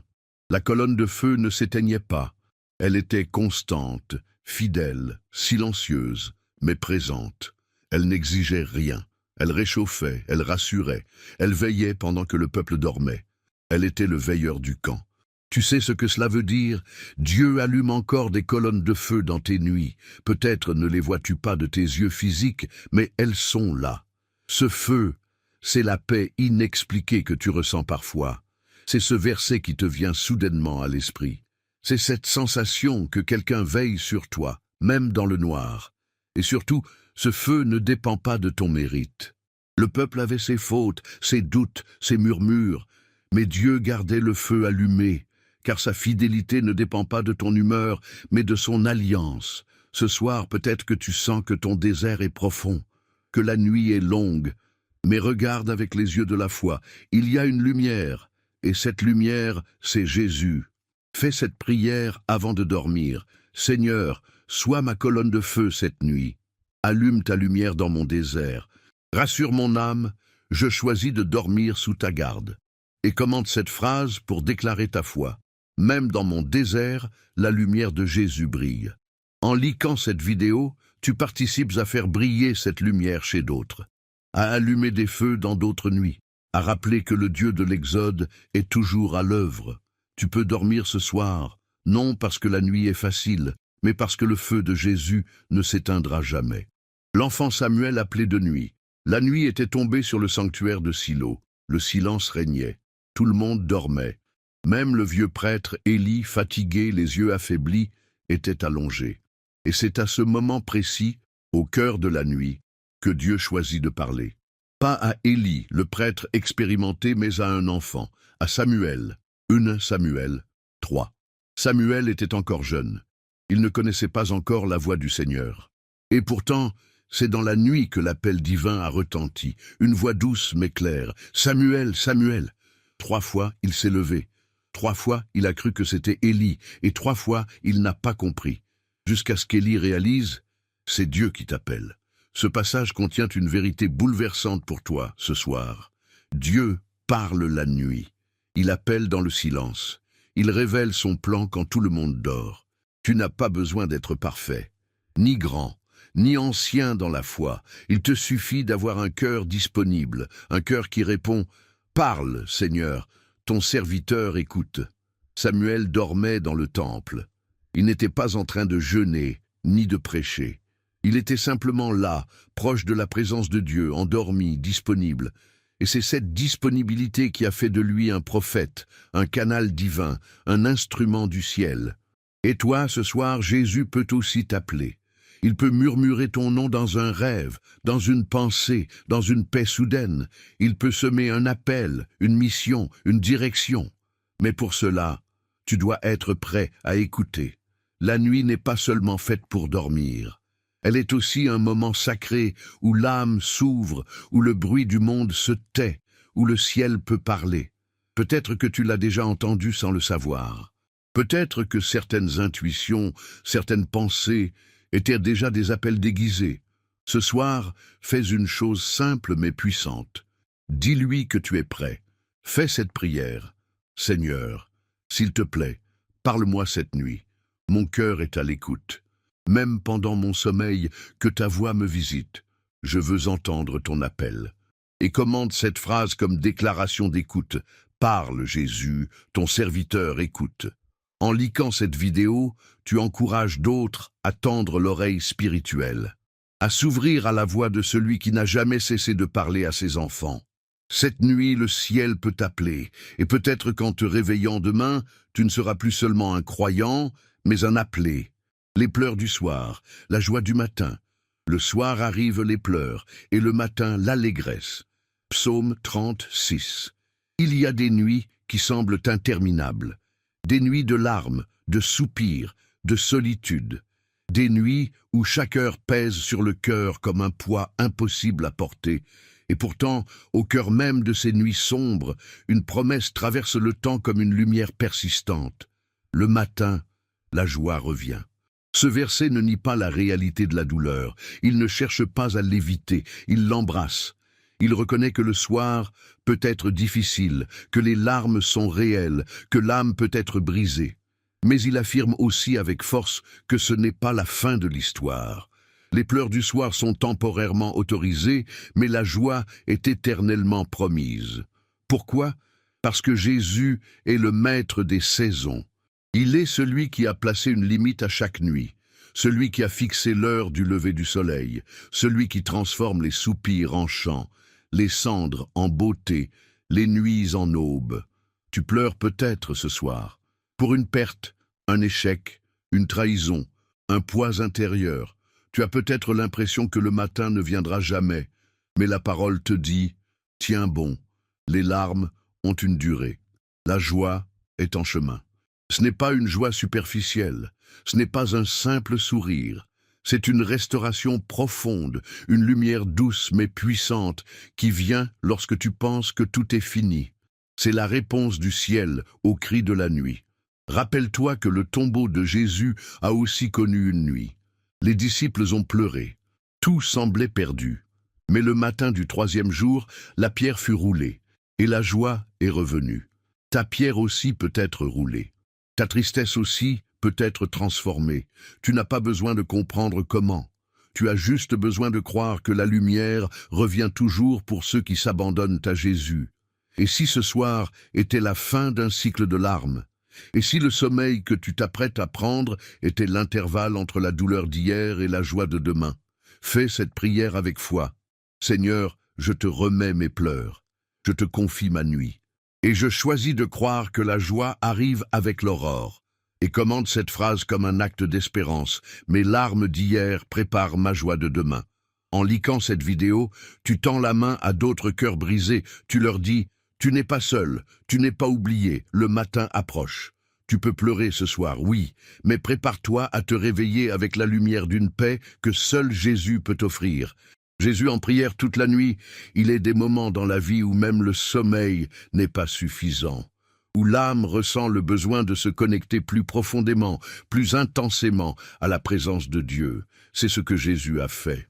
En ces jours-là, Jésus se rendit sur la montagne pour prier, et il passa toute la nuit à prier Dieu. Luc 6, 12. Pas 1 heure, pas 2, toute la nuit. Pourquoi? Parce qu'il allait prendre une décision importante. Parce qu'il portait un fardeau. Parce qu'il cherchait la volonté du Père avant de choisir ses 12 disciples. Et voici ce que cela révèle. Jésus, le Fils de Dieu, ne prenait aucune direction sans la prière, et il priait la nuit. Ce n'était pas une obligation, c'était une soif, une priorité, une intimité. Il ne fuyait pas le sommeil, il fuyait la superficialité.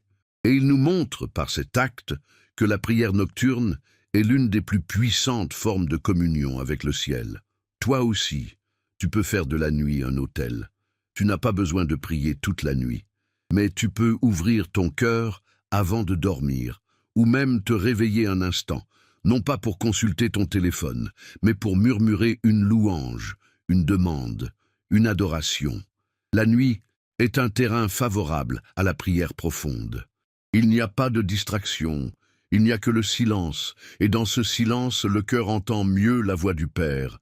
Peut-être as-tu des décisions à prendre, des directions floues, des douleurs non résolues. Alors pourquoi ne pas faire comme Jésus?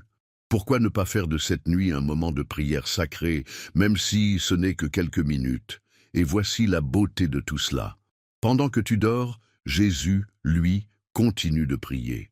Il intercède pour toi. Il n'a jamais cessé. Il est ton avocat, ton défenseur, ton intercesseur.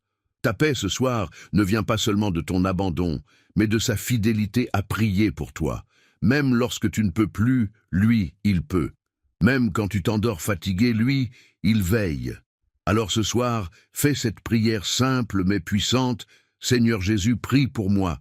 Pendant que je dors, sois ma voix, ma force, mon guide. J'ai confiance en ta prière.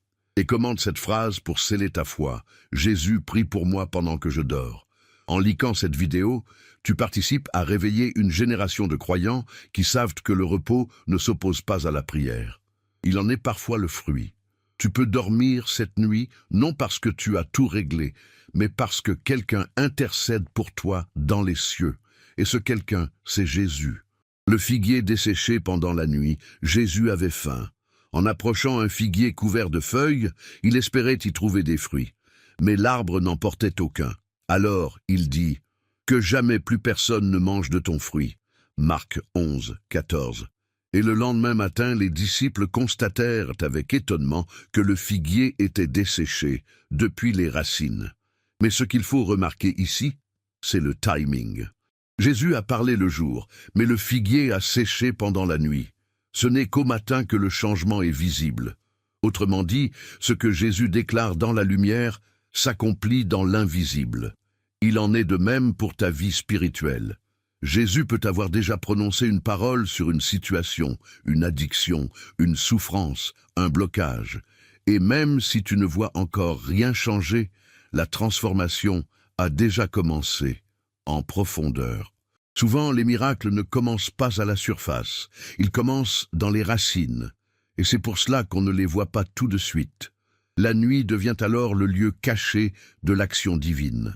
Ce figuier, symbole d'apparence sans substance, a été jugé par Jésus non pour ce qu'il montrait extérieurement, mais pour ce qu'il ne portait pas intérieurement.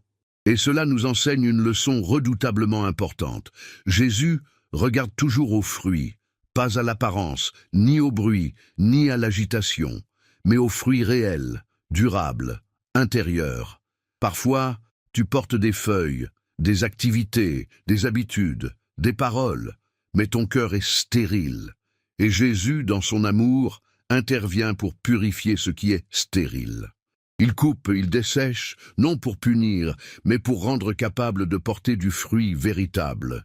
La nuit peut être le moment où Dieu agit sur tes racines. Il déracine le péché caché, il coupe les dépendances, il brise les attaches invisibles. Et tu ne le verras peut-être que le matin, mais la transformation commence maintenant. Ne méprise pas les nuits silencieuses, ne crois pas que Dieu est absent. Il est à l'œuvre, même dans le noir. Il parle encore au figuier de ta vie, et ce qu'il dit s'accomplit. Ce soir, fais cette prière. Seigneur, coupe en moi tout ce qui est stérile. Agis dans mes racines pendant que je dors. Je te fais confiance pour ta justice et ta restauration. Et commande cette phrase comme une prière d'abandon. Jésus transforme mes racines pendant la nuit.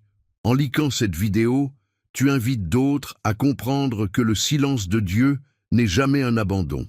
C'est une préparation, une purification, une œuvre souterraine. Ce que tu ne vois pas encore est peut-être en train de mourir pour que tu vives enfin la paix surnaturelle de ceux qui espèrent en lui.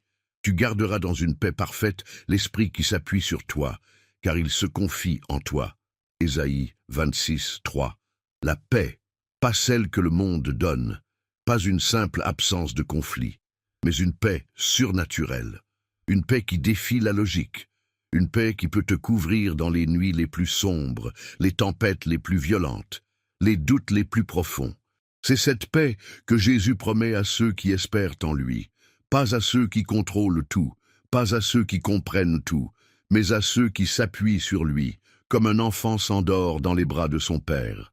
Cette paix ne vient pas après la victoire. Elle est déjà la victoire. Elle ne dépend pas de l'issue du problème. Elle dépasse le problème. Elle est le fruit de l'espérance, cette force invisible mais puissante qui dit « Même si je ne vois rien, je sais que Dieu agit. Même si je ne ressens rien, je sais qu'il est là. » L'espérance est une ancre. Elle t'attache au cœur de Dieu. Elle te stabilise quand tout tremble. Elle te permet de dormir non pas parce que tout est résolu, mais parce que tu as remis le dossier entre les mains du juste. Et ce soir, Jésus veut t'offrir cette paix.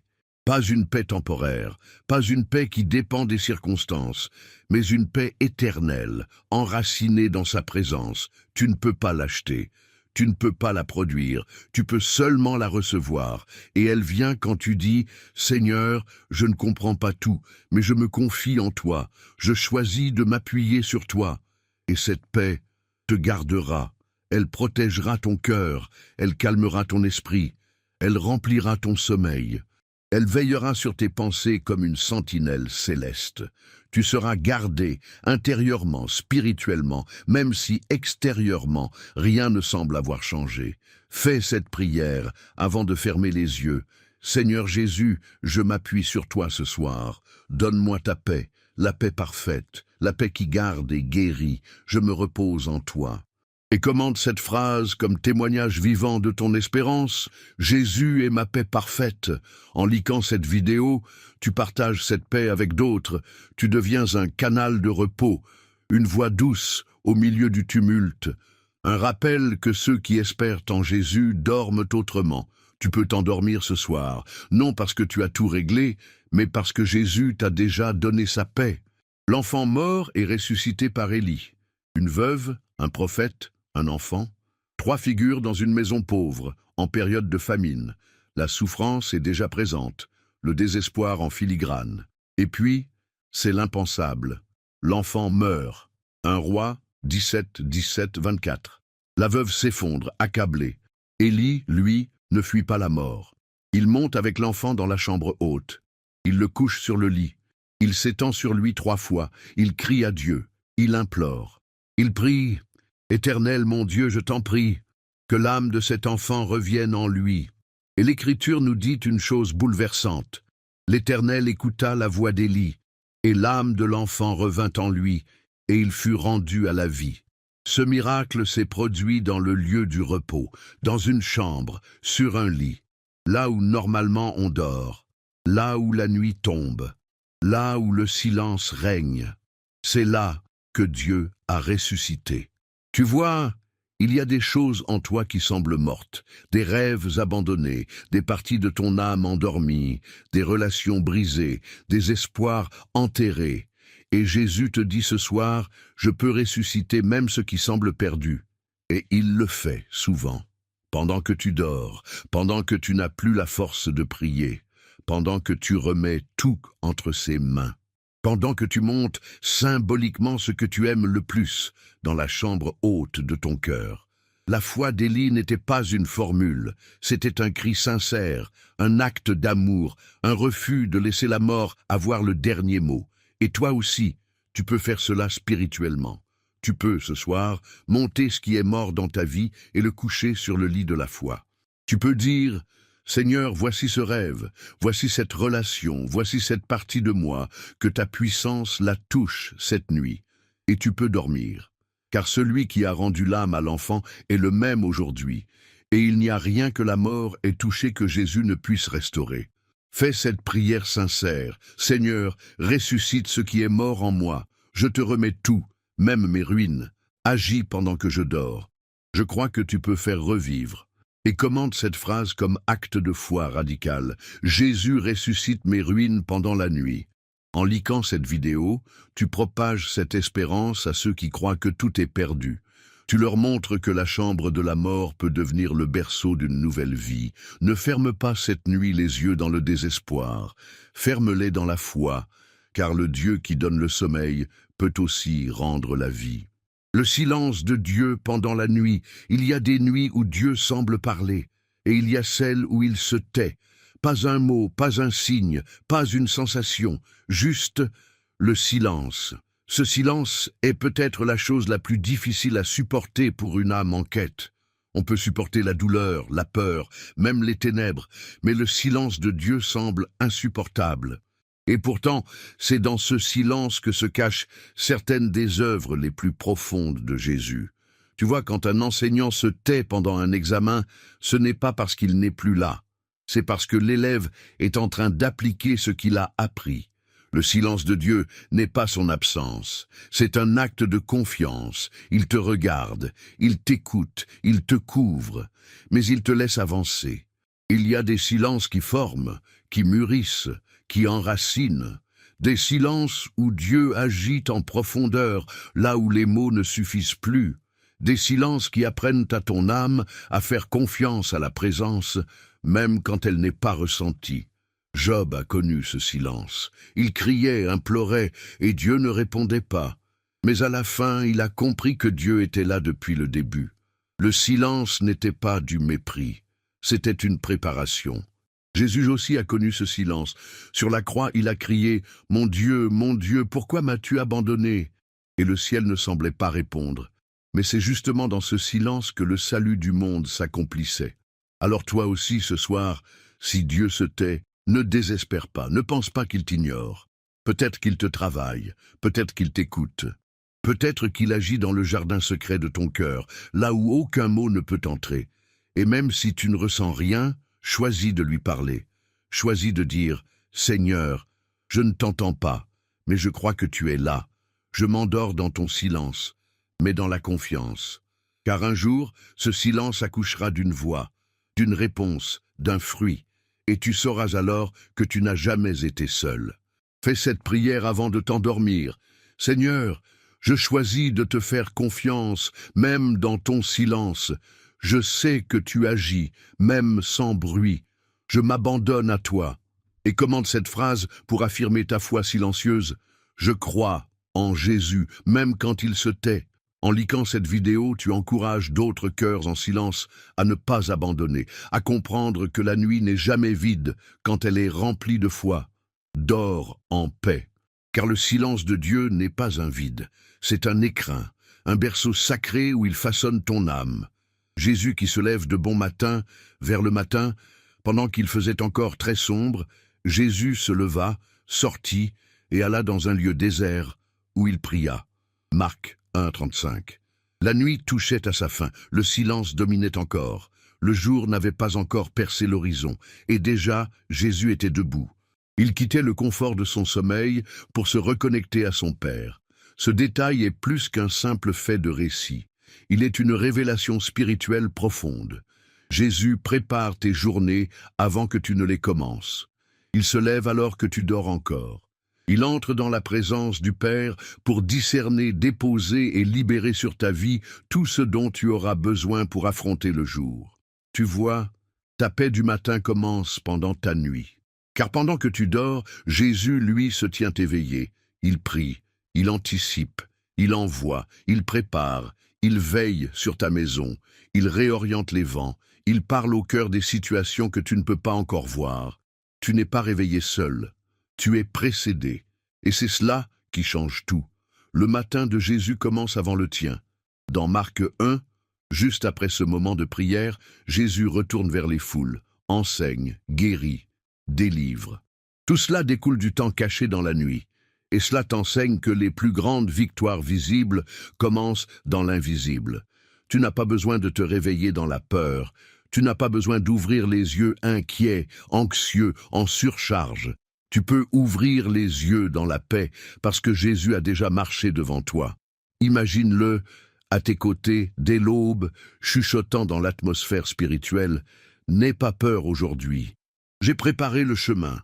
J'ai parlé au cœur de ceux que tu rencontreras. J'ai neutralisé les attaques que tu n'as même pas vues. J'ai disposé la manne. J'ai planifié la bénédiction. Et même si tu te réveilles fatigué, même si la nuit n'a pas été parfaite, souviens-toi de ceci. Jésus ne dort jamais. Et ton avenir est entre ses mains. Alors ce soir, dors avec cette foi. Le jour de demain est déjà entre les mains de celui qui t'aime. Fais cette prière avant de dormir. Seigneur, merci d'entrer dans ma journée avant moi. Merci de préparer l'aube. Je me couche dans la confiance, car tu travailles déjà pour demain. Et commente cette phrase pour déclarer ta paix. Jésus prépare mon matin pendant que je dors. En liquant cette vidéo, tu inspires d'autres à voir leur lendemain différemment. Tu répands cette vérité. L'avenir n'est pas incertain quand il est confié à Jésus. Dors ce soir avec la certitude que le lever du jour ne sera pas une surprise, mais une continuité du plan divin préparé dans la nuit. La nuit du passage de la mer Rouge. La nuit était tombée, lourde et menaçante. Devant, la mer Rouge, vaste, infranchissable. Derrière, l'armée de Pharaon, furieuse, déterminée à tout écraser. Et au milieu, un peuple sans armes, sans expérience militaire, mais conduit par la promesse de Dieu. C'est alors que Dieu choisit de manifester sa puissance, dans la nuit. Exode 14. L'Écriture nous dit que toute la nuit, l'Éternel fit souffler un vent d'Orient puissant qui refoula la mer jusqu'à ce qu'elle forme 2 murailles d'eau. Ce n'est pas au matin que la mer s'est ouverte, c'est pendant la nuit, pendant que le peuple doutait, pendant que la peur rongeait les cœurs, pendant que l'obscurité semblait totale. Et c'est là que Dieu veut te parler aujourd'hui. Il ouvre des mers quand tu ne vois encore rien. Il prépare des chemins au milieu de tes impossibilités pendant que tu dors. Tu te tiens peut-être aujourd'hui entre une menace et un mur. D'un côté tes ennemis, de l'autre ton impuissance. Et la nuit est tombée. Tu ne sais plus quoi faire, mais écoute bien, Dieu est déjà en train d'ouvrir un passage. Tu ne l'entends pas, tu ne le vois pas. Mais le vent souffle, le vent de l'esprit. Ce vent est ta délivrance en construction. Et ce qui t'étonnera, c'est qu'au matin, tu marcheras sur ce qui semblait impossible. Tu passeras là où aucun homme ne pouvait passer. Tu verras la fidélité de Dieu, non pas comme un souvenir, mais comme une expérience. Et plus encore, le lieu de ton angoisse deviendra le tombeau de ceux qui te poursuivaient. Car une fois le peuple passé, les eaux se refermèrent. L'armée ennemie disparut. C'est cela la puissance de Jésus dans la nuit. Non seulement il te fait passer, mais il détruit aussi ceux qui te poursuivaient. Tu peux dormir ce soir même si tu ne vois pas encore l'ouverture. Parce que la mer commence toujours à s'ouvrir avant l'aube. Fais cette prière avant de fermer les yeux. Seigneur, même si je ne vois pas encore le chemin, je crois que tu ouvres la mer pour moi cette nuit. Je te fais confiance, tu me délivreras. Et commente cette phrase comme une déclaration prophétique. Jésus ouvre la mer pendant que je dors. En liquant cette vidéo, tu envoies ce message à d'autres esclaves spirituels, d'autres cœurs acculés. Il existe une sortie et son nom est Jésus. Tu n'as pas besoin de comprendre la stratégie divine. Tu dois juste croire au vent qui souffle dans l'invisible. Le chant de victoire après la nuit de l'épreuve. Le matin s'est levé. Le peuple d'Israël est passé. Les pieds encore humides du sol miraculeusement sec, les cœurs battants, les regards retournés vers la mer désormais refermée. Le danger est derrière. L'ennemi est englouti. Le peuple est libre. Et là, spontanément, sans commande ni liturgie, un chant éclate. Je chanterai à l'Éternel car il a fait éclater sa gloire. Il a précipité dans la mer le cheval et son cavalier. Exode 15, 1. C'est Moïse qui entonne. Puis Myriam, sa sœur, prend un tambourin. Les femmes dansent, les hommes chantent. C'est le chant de la délivrance, le chant après la nuit, le chant après la peur, le chant après l'épreuve. Et toi, as-tu déjà levé un chant après la tempête? As-tu déjà loué Jésus non pour ce que tu attends encore, mais pour ce qu'il a déjà accompli, même sans bruit, même dans la nuit? Ce chant n'était pas seulement de la reconnaissance, il était un mémorial, une trace sonore de la fidélité de Dieu, une manière de graver dans les cœurs: nous avons eu peur, mais Jésus nous a délivrés. Tu vois, le véritable croyant ne chante pas seulement avant la bataille, ni pendant. Il chante surtout après, pas parce qu'il est soulagé, mais parce qu'il reconnaît la main invisible qui l'a guidé. Et toi aussi, tu as un chant à élever. Tu as une histoire de délivrance, peut-être discrète, peut-être spectaculaire, mais réelle. Il y a eu des nuits où tu n'en pouvais plus, et pourtant, tu es encore là. Il y a eu des combats où tu pensais mourir, et pourtant tu respires encore. Chaque réveil est déjà une victoire. Chaque matin où tu peux dire « merci » est un miracle. Alors ce soir, même si tu es encore entre deux eaux, commence déjà à préparer ton chant, parce que la délivrance de Jésus ne tarde jamais. Et quand elle se manifeste, elle mérite qu'on l'honore. Fais cette prière. Seigneur, je te loue d'avance pour ma délivrance. Même si je ne suis pas encore sorti de ma mère, je choisis de préparer mon chant. Tu es fidèle, tu m'as déjà prouvé ton amour, je t'élèverai toujours. Et commande cette phrase pour rendre gloire à Jésus: ma bouche chantera la victoire de Jésus. En likant cette vidéo, tu inspires d'autres à louer même entre les larmes. Tu fais résonner le chant d'Exode 15 dans le monde spirituel. Notre Dieu combat pour nous et il ne perd jamais. Le chant de ta victoire commence maintenant. Et demain, tu le chanteras encore plus fort. Le repos éternel promis. Il y a des nuits que même la prière n'arrive pas à apaiser. Des douleurs si profondes que le sommeil ne les éteint pas. Des fatigues qui ne sont pas physiques, mais existentielles. Un épuisement de l'âme. Et c'est dans cette dimension que la promesse du repos éternel prend tout son sens. L'auteur de l'Épître aux Hébreux écrit: il reste donc un repos pour le peuple de Dieu. Hébreux 4, 9. Ce repos n'est pas celui d'une nuit de 8 heures. Ce n'est pas le week-end, ni une retraite bien méritée. C'est un repos parfait, définitif, saint. C'est le repos que Jésus promet à ceux qui tiennent jusqu'au bout. Un jour, tout cela s'arrêtera. Les pleurs, les combats, les réveils en sursaut, les inquiétudes nocturnes, les prières essoufflées, les soupirs, et tu entreras dans un repos sans ombre, sans menace, sans interruption. Tu seras accueilli par le Christ lui-même, et il te dira: entre dans le repos de ton Maître. Matthieu 25, 23. Ce n'est pas une illusion, ce n'est pas une image, c'est la destination finale de ceux qui persistent à croire, à espérer, à marcher, même dans les nuits les plus dures. C'est pourquoi, ce soir, chaque nuit devient une répétition du grand repos à venir. Chaque fois que tu poses la tête sur ton oreiller avec foi, tu dis au ciel: je t'attends, je crois en ta promesse. Et cela change tout. Parce que, même si cette vie est difficile, elle n'est pas tout. Tu n'es pas fait pour souffrir éternellement. Tu es fait pour reposer éternellement. Dans Apocalypse 14, 13, il est écrit: heureux les morts qui meurent dans le Seigneur, ils se reposent de leurs travaux. Oui, il y a un sabbat éternel, une paix que rien ne pourra jamais troubler. Et ce soir, si tu es fatigué au plus profond de ton être, Jésus te dit: tiens bon encore un peu, ton repos approche. Il est déjà en train de préparer ta demeure. Il est le maître de ton arrivée, et il n'oublie jamais ceux qui l'attendent. Fais cette prière avant de dormir. Seigneur, je me repose en toi ce soir, en attendant le jour glorieux où je me reposerai pour l'éternité à tes côtés. Garde-moi fidèle jusqu'à la fin. Et commande cette phrase comme un acte de foi en la promesse éternelle. Je marche vers le repos éternel de Jésus.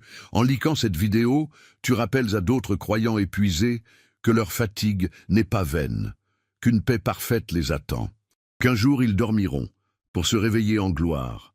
Le repos éternel t'est promis, et chaque nuit sur cette terre est une prophétie du paradis. Comment dormir dans la foi? Chaque nuit, dormir, pour beaucoup, est devenu un combat. Les pensées ne se taisent pas. Les inquiétudes prennent toute la place. Les regrets d'hier, les peurs de demain, et l'âme reste en veille. incapable de s'abandonner. Et pourtant, le sommeil a été conçu par Dieu comme un acte de foi. Chaque nuit, tu as une opportunité, faire de ton sommeil un autel. Non pas une fuite, mais un acte sacré, une offrande silencieuse à Jésus. Préparer ton cœur avant ton corps. Avant de t'allonger, parle à Jésus. Remets-lui ta journée, confesse tes fautes, remercie pour ce qui a été bon, dépose ce que tu ne contrôles pas. Le cœur en paix prépare un sommeil paisible. Je me couche et je m'endors en paix. Psaume 4, 9. 2. Choisir la parole plutôt que l'écran. Les dernières images que tu regardes façonnent ton atmosphère intérieure. Et si, au lieu de scroller, tu lisais un verset, écouter un psaume, laisser une parole te laver. Car ce que tu sèmes dans ton esprit avant de dormir germe pendant la nuit. 3. Sanctifier ton lit. Ton lit n'est pas juste un lieu de confort. C'est un espace spirituel. Tu peux y pleurer, y prier, y recevoir. C'est là que Dieu peut te parler, te guérir, t'enseigner. Vois ton lit comme un sanctuaire. L'Éternel m'a soutenu, je ne crains pas. Psaume 3, 6. 4. Refuser les accords avec la peur. La peur est une prophétie de l'ennemi. Refuse-la, remplace-la par la foi. Dis avec ta bouche, même doucement, « Jésus me garde, Jésus veille, je peux dormir ». Ta déclaration est une épée dans le monde spirituel. 5. S'attendre à Dieu pendant le sommeil. Demande-lui de te parler, d'agir dans ton cœur, de visiter même tes rêves.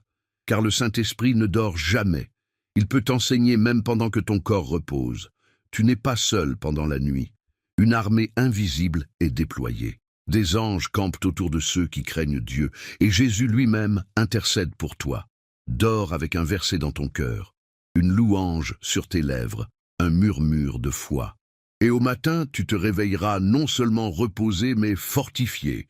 Fais cette prière. Seigneur, apprends-moi à dormir dans la foi. Que chaque nuit soit un acte de confiance. Que je me réveille dans ta paix et ta présence. Et commente cette phrase comme engagement.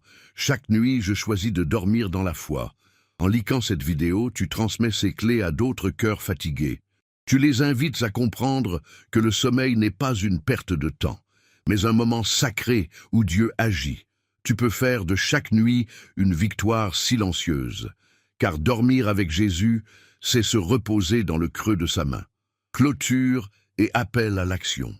Si tu es encore là, au terme de cette longue méditation, permets-moi de te dire une chose. Tu es spécial. Très peu vont jusqu'au bout. Très peu prennent le temps d'écouter une parole jusqu'à sa dernière goutte. Mais toi, tu l'as fait. Et ce n'est pas un hasard. Tu fais partie de ceux que Jésus attire pour leur révéler les profondeurs de son cœur.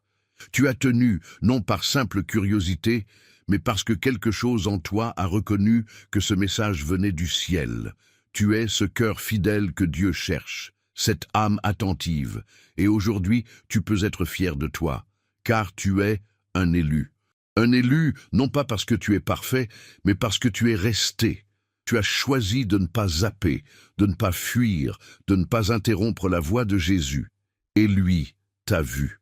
Je veux que tu commentes une phrase pour me montrer que tu es arrivé jusqu'ici. Une phrase que seuls les plus persévérants liront et comprendront. Commente simplement « Jésus est resté jusqu'à la fin, alors moi aussi ». Cela me permettra de savoir qui sont les véritables auditeurs de Dieu, les assoiffés, les passionnés, les engagés. Maintenant, écoute-moi bien. Si cette vidéo t'a touché, t'a enseigné, t'a béni, tu as un devoir. Oui, un devoir spirituel. Car ce que tu as reçu n'était pas juste pour toi. Il y a quelqu'un quelque part, un frère, une sœur, un ami, un inconnu, qui a besoin d'entendre exactement ce que tu viens d'entendre. Alors partage cette vidéo. Ne garde pas ce trésor pour toi. Sois un messager, un canal, une lumière. Ne laisse pas l'algorithme décider. Laisse l'esprit guider. Et surtout, abonne-toi. Oui, abonne-toi. Pas pour moi, pas pour les chiffres, mais pour ton âme. Parce que chaque vidéo comme celle-ci est une boussole pour ta foi, une source d'eau pour ton désert, un feu pour ton autel intérieur. Et si tu n'es pas abonné, pose-toi cette question. Pourquoi refuser une nourriture qui guérit? Pourquoi t'éloigner d'une voix qui t'a nourri? abonne-toi avec fierté et rejoins cette communauté de veilleurs, de croyants, de fils et filles de Dieu qui se lèvent dans la nuit pour déclarer « Jésus règne même dans mes ténèbres ». Sois aussi de ceux qui aiment cette vidéo, car chaque like est une pierre jetée dans l'eau spirituelle, qui crée des ondes jusque dans l'âme d'un autre. Et enfin, reste, ne coupe pas, ne passe pas à autre chose trop vite, car la fin d'un message est souvent le début d'une visitation. Je veux que tu prennes maintenant quelques minutes de silence, là, tout de suite. Ferme les yeux, respire profondément et commence simplement à dire « Merci Jésus ». Remercie-le pour ta journée, pour cette parole, pour cette paix, pour cette nuit. Loue-le en silence, car c'est dans ce silence que la voix du ciel se fait entendre. Et souviens-toi, tu n'as jamais été seul. Celui qui combat pour toi ce soir, c'est Jésus. À très bientôt dans une nouvelle vidéo. Mais d'ici là, dors dans la foi et réveille-toi dans la gloire.